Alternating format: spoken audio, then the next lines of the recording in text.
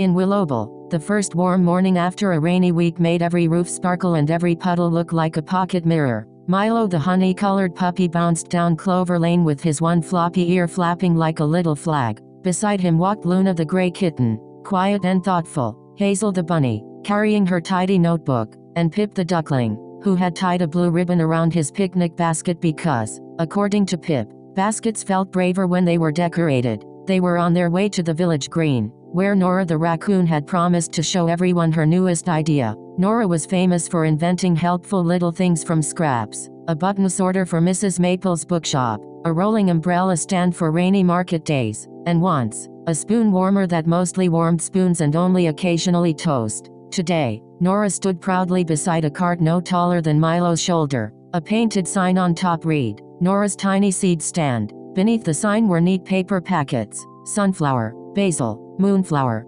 daisy, pumpkin, and something labeled surprise, but friendly. "I saved seeds all winter," Nora said, smoothing her green scarf. "I want everyone in Wholesome to grow one cheerful thing this season. Not a perfect garden, just one small patch that says, 'I'm glad you're here.'" Milo's tail thumped against the cart wheel. "That is the nicest kind of patch." Hazel opened her notebook. "We can help customers choose seeds based on sunlight, soil, and snack preference." "Snack preference?" Luna asked. "For pumpkins," Hazel said. "Future snacks are still planning information." The morning began beautifully. Mrs. Maple chose moonflowers for the bookshop window. The bakery fox picked basil for soup. Tilly the field mouse asked for daisies because they looked like tiny suns wearing white hats. Pip tied blue ribbons around 3 packets, just because they looked proud. Then, exactly when Nora began to believe the stand might work, a playful wind came skipping across the green. It lifted the corner of the tablecloth, spun Hazel's notebook pages, and whooshed through the seed packets like an invisible puppy chasing leaves. Packets fluttered everywhere. Sunflower labels landed on basil. Daisies tumbled into the pumpkin basket.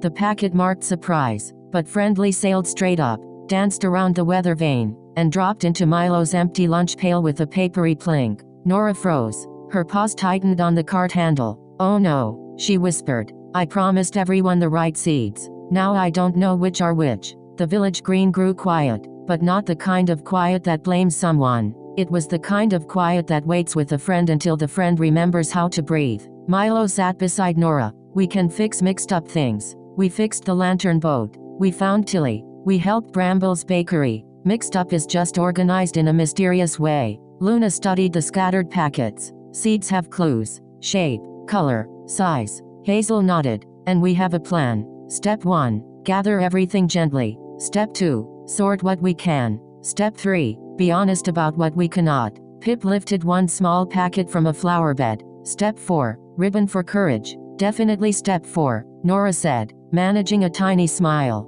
They made sorting stations under the big willow tree. Hazel drew pictures of each seed from Nora's winter notes. Luna compared the real seeds to the drawings, her whiskers twitching with concentration. Pip collected escaped packets from surprising places: under a bench, inside a watering can, and once from the top of a sleeping turtle's shell. Milo carefully sniffed each packet, then admitted that most seeds smelled like small crunchy possibilities. By lunchtime, they had solved many of the mysteries. The sunflower seeds were striped and confident. The basil seeds were dark and tiny. Pumpkin seeds looked like pale little boats. But 3 bowls remained uncertain, and Nora's ears drooped again. "What if someone plants moonflowers and gets pumpkins?" she asked. Mrs. Maple, who had been watching from the bookshop steps, came over with a tray of cinnamon tea. "Then Wholesome will have a very interesting window box." Everyone laughed gently, but Nora still looked worried. She wanted her seed stand to feel helpful, not confusing. That was when Luna noticed Tilly the field mouse kneeling beside a bare patch of dirt near the old fence.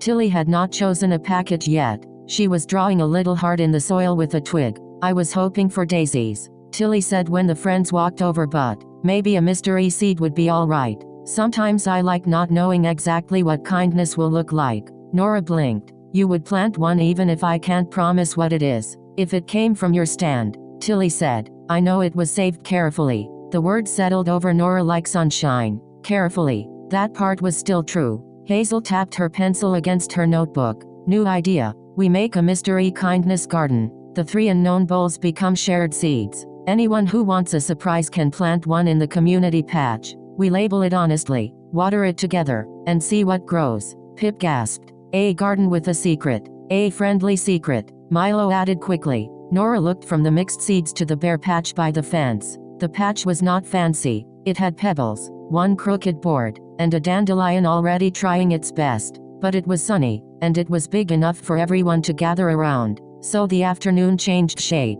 Instead of a perfect seed stand, Wholesome built a little garden together. Milo carried smooth stones to make a border. Luna painted tiny signs that said "Water me kindly and growing takes time." Hazel made rows with a string so nobody stepped on the seeds. Pip tied blue ribbons on 3 sticks to flutter in the breeze like small encouraging flags. Nora stood at the front with the mystery bowls. "I need to tell you something," she said to the neighbors. "The wind mixed these seeds, and I cannot say exactly what each one will become. But I can say they were saved from good plants, packed with care, and shared with hope. If you want certainty, I still have sorted packets. If you want a surprise, we can plant it here together." For a moment, no one moved. Then the bakery fox stepped forward. "Soup is better with surprises, as long as they are friendly." He planted one seed. Mrs. Maple planted one for the bookshop. Tilly planted one for courage. A young squirrel planted one because she liked the blue ribbons. Even the quiet turtle, now awake, planted one very slowly and received the loudest soft clap Wholesome had ever made. Nora's shoulders lifted with every seed placed in the ground.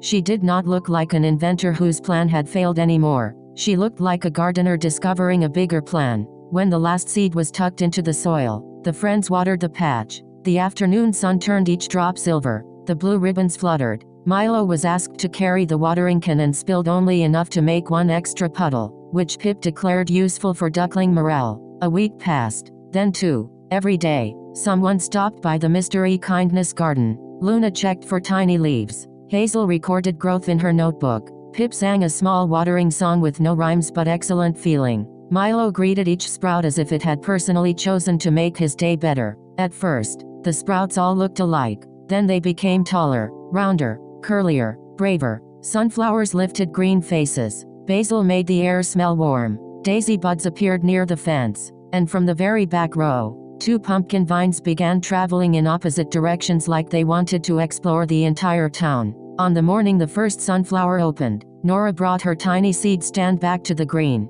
The sign had changed. It now read, "Nora's Tiny Seed Stand and Mystery Kindness Garden." Under it, she placed sorted packets on one side and surprise packets on the other. The surprise packets had a new label written in Luna's careful paint, "Planted with hope, shared with neighbors. Results may include smiles." Milo read it twice and nodded seriously. "That is accurate science." Nora laughed, and this time her laugh sounded light all the way through. "I wanted to give everyone the right seeds," she said. "But maybe the best part was giving everyone a reason to come back together." Mrs. Maple hung a small bell from the cart, not as a warning against wind, but as a cheerful hello. Whenever it chimed, someone in Wholesome remembered to water, weed, share a story, or bring a snack to the garden bench. By late summer, the bare patch by the old fence had become the brightest corner of the village green. Children, parents, grandparents, neighbors, and friends all stopped to admire it, not because it was perfect, but because everyone could point to one leaf and say, "I helped that grow."